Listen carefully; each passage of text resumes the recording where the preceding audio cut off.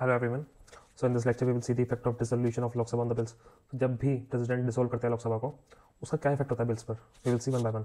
सो first case जो है, now we will see if a bill is introduce in Rajya Sabha and is pending in Rajya Sabha. जो bill है is pending in Rajya Sabha, then this bill will lapse or not, think over it. उसका introduction भी हुआ राज्यसभा में और वो पेंडिंग है अभी राज्यसभा में, ठीक है। तो क्या ये बिल लैप्स होगा या नहीं होगा? The answer is no, not lapse, as Rajya Sabha is a permanent house and has no effect of dissolution of Lok Sabha. ठीक है। If a bill is introduced in Rajya Sabha and is pending in Rajya Sabha, then this bill will not lapse, as Rajya Sabha is a permanent house and has no effect of dissolution of Lok Sabha. So case number 2, if a bill is introduced and passed in Rajya Sabha but pending in Lok Sabha, then क्या ये bill lapse होगा या नहीं होगा? Think over it. Yes, this bill will lapse. अगर कोई bill introduce किया गया राज्यसभा में एंड राज्यसभा से पास भी हो गया लेकिन पेंडिंग है लोकसभा में, then this bill will lapse, क्योंकि लोकसभा तो डिसोल्व हो जाएगी।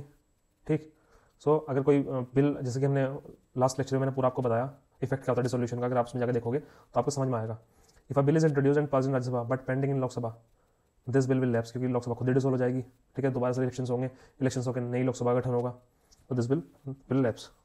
Case number 3, if a bill is introduced in Lok Sabha, अगर किसी बिल का इंट्रोडक्शन लोकसभा में हुआ एंड वो पेंडिंग है लोकसभा में, so will this bill lapse or not?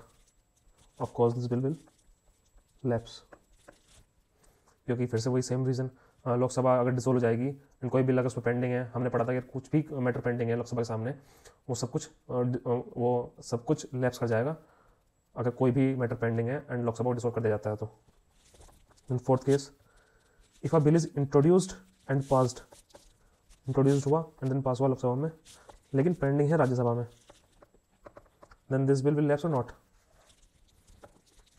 सोचो उसके बारे में। एक बिल है जिसको इंट्रोडक्शन और पास किया गया लोकसभा में लेकिन वो पेंडिंग है राज्यसभा में, then this bill will lapse or not? Yes, it will lapse. It will lapse and the reason is as it represents the will of popular house that will change after the election. अब मान लो कोई bill है introduce हुआ और पास हुआ लोकसभा से लेकिन पेंडिंग है राज्यसभा में, राज्यसभा ने अब तक असेंट नहीं थी लेकिन उसी से पहले लोकसभा डिसोल्व हो गई। सो ये बिल लैप्स करेगा, पास होगा, लैप्स करेगा, क्योंकि जो लोकसभा है वो रिप्रेजेंट करती है विल ऑफ द पीपल, ठीक है, and will of the popular house, that is Lok Sabha. And अगर वही चेंज हो जाएगी इलेक्शन के बाद, वो तो चेंज होने वाली है क्योंकि डिसोल्व हो गई। इजी उसमें समझे, लोकसभा ने पास कर दिया, राज्यसभा को भेज दिया, लेकिन अभी यहाँ पर मैटर पेंडिंग है, यहाँ पर डिसोल्व हो गई। ठीक है। इस पर अब तक इन्होंने कोई फैसला लिया ही नहीं। सो अब हम कह रहे हैं कि बिल पास होना चाहिए या रिजेक्ट होना चाहिए, ये लैप्स कर जाएगा क्योंकि तो डिसोल्व होगी तो दोबारा से गठन होगा, इलेक्शंस होंगे, इलेक्शंस होने के बाद दोबारा से नई लोकसभा चुन करके आएगी। सो इसी कारण से ये लैप्स हो जाएगा और दोबारा से इंट्रोड्यूस करना पड़ेगा लोकसभा में, क्योंकि Lok Sabha represent the will of the people. Case number 5, कोई बिल पेंडिंग है विद द प्रेसिडेंट, मतलब लोकसभा से पास हो गया, राज्यसभा से पास हो गया, प्रेसिडेंट के पास चला गया फॉर हिज एसेंट। उस केस में क्या होगा? Will it lapse or not? Not lapse, as parliament has done their legislative work. उन्होंने तो अपना लेजिस्लेटिव काम निपटा दिया ना पार्लियामेंट ने। अब बिल चला गया प्रेसिडेंट के पास, वो उसको एसेंट दे ना दे, विथ होल्ड कर ले, वो प्रेसिडेंट की मर्जी है। सो अगर उस बीच डिसोल्व होती भी है लोकसभा, सो एक बार अगर प्रेसिडेंट के पास चला गया so it will not lapse. Case number 6, a bill returned by president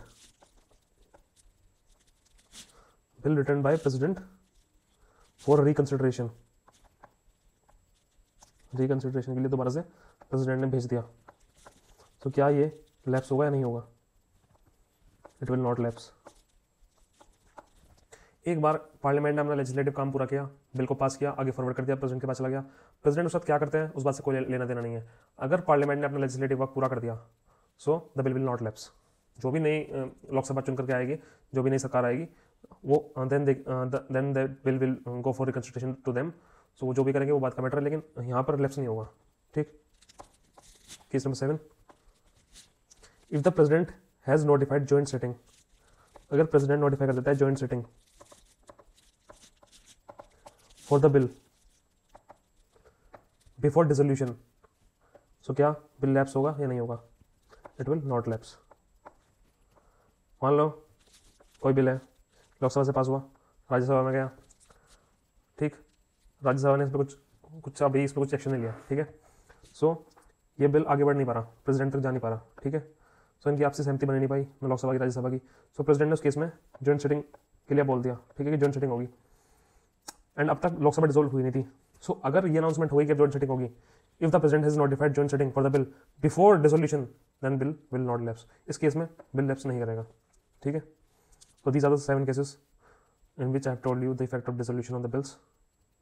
So that's all. Thank you so much.